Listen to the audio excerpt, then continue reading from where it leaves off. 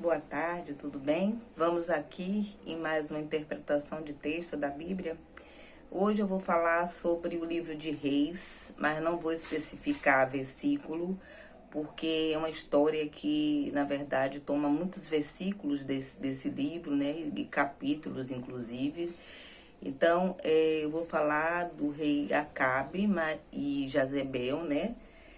Jezabel, mas Elias, especialmente sobre Elias, né? Que aqui o que a gente pode retirar de lição do que Elias passou, né? Acabe era o rei de Israel na época, o governante, né? E casou com Jezabel. Jezabel era a maldição em pessoa, praticamente, né? Porque ela adorava um outro culto, ela não acreditava em Deus, ela causou uma grande apostasia medieval em sua época, apostasia porque ela não tinha credibilidade nenhuma em Deus, mesmo Deus agindo naquele período, né, usando os seus discípulos para estar divulgando o seu nome e os milagres que ele fazia, usando os discípulos, os seus profetas, na verdade, discípulos não, profetas, para estar divulgando os milagres e até fazendo os milagres por intermédio dele. Mas Jezabel, né, que era filha de Etibal, um sumo sacerdote e rei pagão, e eles adoravam a Baal.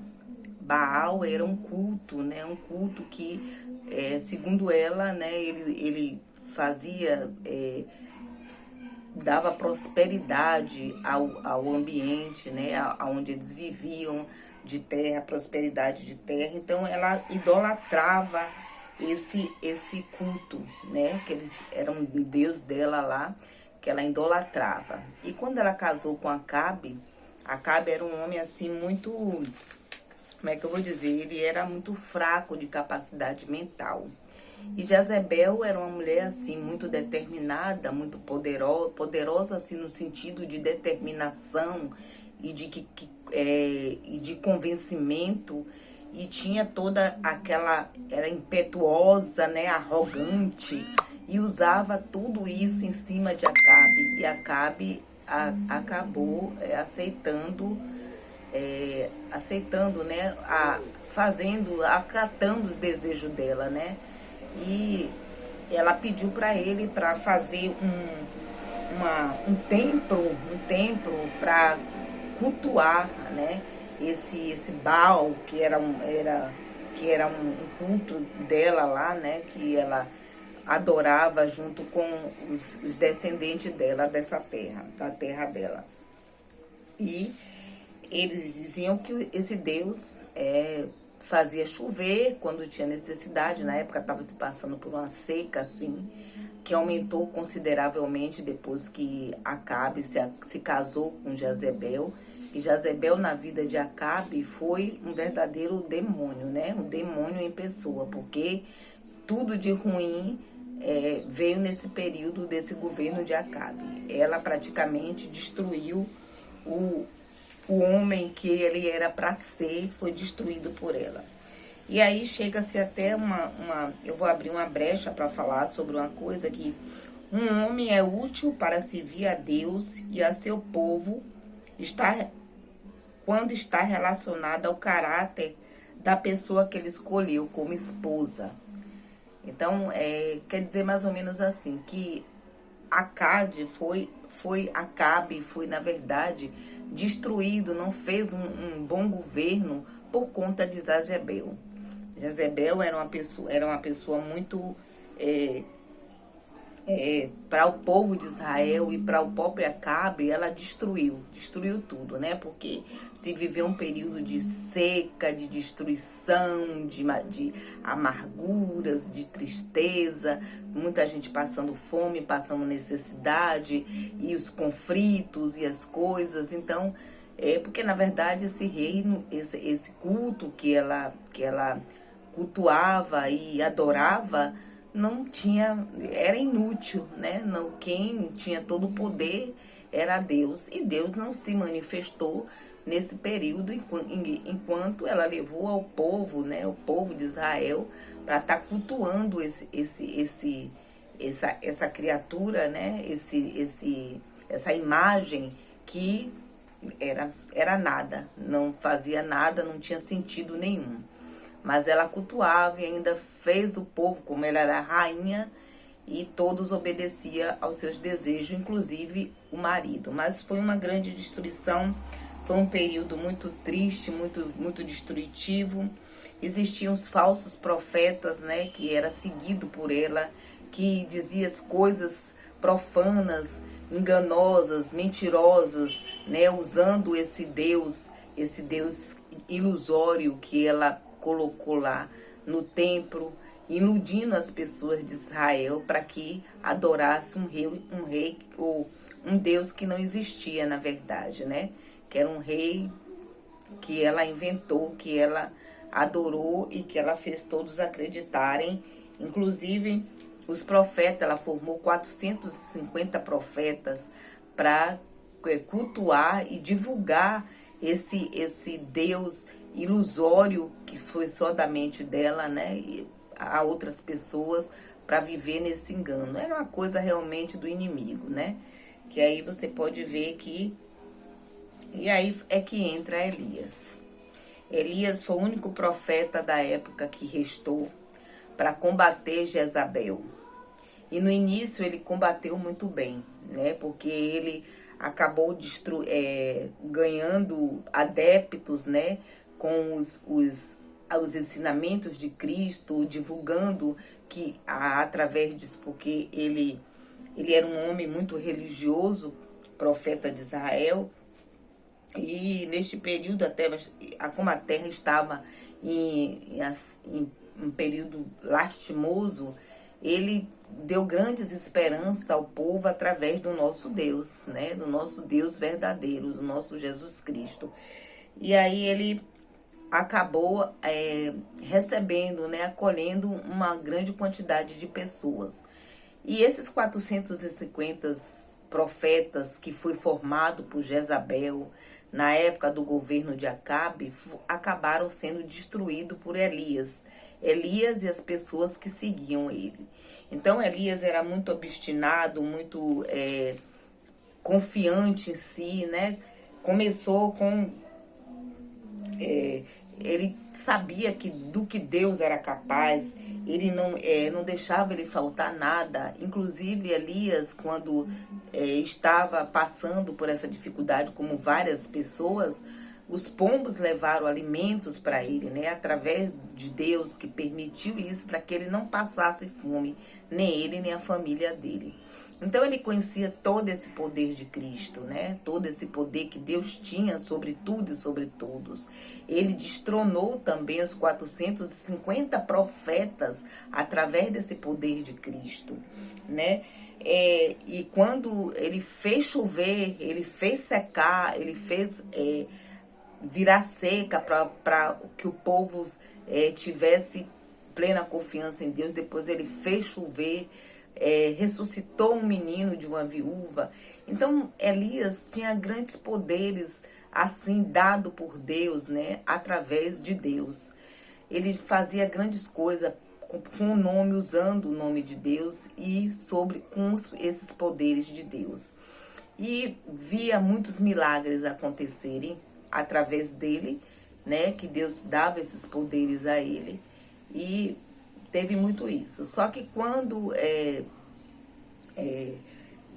os profetas foram mortos, né, pelo povo de Israel, junto com Elias que se juntou, Jezabel ficou furiosa com isso. Ficou muito furiosa e acabou mandando uma mensagem para Elias, dizendo que ia matá-lo. E a partir desse momento que Elias recebeu essa mensagem, dizendo que Jezabel ia matá-lo em tal dia, em tal horário, ele se desesperou. Ele perdeu toda a fé em Cristo. Ele desacreditou dos poderes de Deus sobre ele. Então ele se transformou num homem medroso, temeroso, amedrontado, até depressivo, se achando com a autoestima lá embaixo, fugiu, fugiu, foi para uma caverna e ficou lá preso, dormindo, escondido, com a baixa estima lá embaixo, porque ele tinha perdido completamente a fé que ele tinha em Deus. Naquele momento ele se achava incapaz de acreditar que Deus não ia permitir que Jezebel, né, que já estava quase inoperante, porque já não tinha mais aquela credibilidade toda, né, e o marido já estava quase posto para sair de Israel, e ela já não tinha mais tanto poder, mas ele não acreditou nem em si e nem nos poderes de Deus. Então ele se sentiu muito amedrontado, ele se sentiu incapaz de se proteger contra Jezebel, que tinha prometido que em tal data, em tal horário, no momento que ele fugiu, que foi exatamente nesse momento que ele fugiu e ficou embaixo de uma árvore desesperado, e aí um anjo foi e lhe alimentou 2 vezes, e ele conseguiu forças para se levantar, mas acabou, voltou de novo a vacilar, entrou na caverna e ficou lá escondido, né, com medo de Jezebel, porque ele não tinha confiança que Deus ia proteger ele naquele momento. E ele ficou lá, né, escondido, temeroso, amedrontado, com todos os sintomas de alguém que não tem fé no seu verdadeiro Deus. E foi assim, né? E o que nos ensina Elias, e terminando essa história de Elias, o próprio Deus, né, chegou lá e perguntou: Elias, o que fazes aí? Perguntou pela primeira vez e ele se justificou, dizendo que estava sozinho e queriam agora matar ele, que ele sempre foi fiel a Deus, mas que naquele momento ele não estava conseguindo, porque tinha alguém que estava atrás dele para matar e coisa e tal, e ele estava sozinho como profeta. Imagine, Elias tinha feito tantas coisas sozinhos, né? Quando ele tinha aquela fé em Cristo, ele conseguiu grandes feitos, ele conseguiu vencer 45 profetas ilusórios, ele conseguiu derrotar praticamente Jezebel, ele conseguiu destruir com o mandato de Acabe, né, fez ter aquela seca para o povo perceber que não era adequado estar cultuando um Deus que não fazia nada, que não tinha poder nenhum, e acabou, né, se justificando com Deus, né, se fazendo vítima dos poderes que Deus tinha dado a ele. E quando pela segunda vez Deus perguntou a ele, Elias, que fazes aí? Ele se justificou novamente, dizendo a mesma coisa, repetindo que alguém estava atrás dele, que ele estava sozinho, que ele sempre foi temente a Deus, mas que naquele momento ele não tinha condição, mas ele tinha condição. O que ele perdeu foi aquela força de acreditar que Deus poderia fazer ele concluir o que ele começou, né? Que era destronar totalmente Jezebel, afastar para bem longe junto com Acabe. O que nos leva a isso para o nosso dia a dia. Mas, enfim, né? Depois de muito, Deus acabou mostrando para ele, através de chuva, de relâmpago, de fogo, de vento, conseguiu falar com ele, né?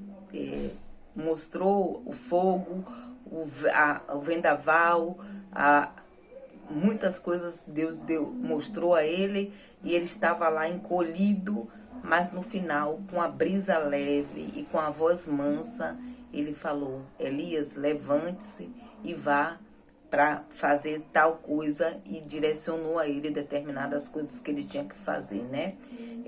Eleger outra pessoa como rei, colocar um substituto para ele no futuro, para o futuro, quando ele terminasse aquilo, um outro profeta e várias outras coisas que Deus ordenou que ele fizesse, e acabou restaurando essa fé nele, e ele cumpriu o seu dever, né? Terminou a sua missão, concluiu a sua missão Mas o que a gente leva disso aí, né? O que a gente tira desses ensinamentos? Além do fato de Acabe, né, ser destruído pela própria esposa, né?